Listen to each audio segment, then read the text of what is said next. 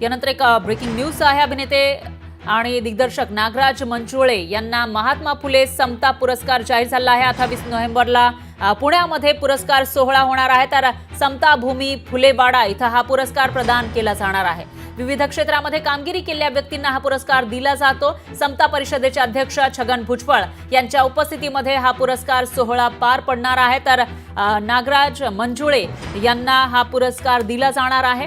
महात्मा फुले समता पुरस्कार हा जाहीर झालेला आहे। तर पुण्यामध्ये पुरस्कार सोहळा पार पडेल। समता भूमी फुलेवाडा इथं हा पुरस्कार सोहळा होणार आहे।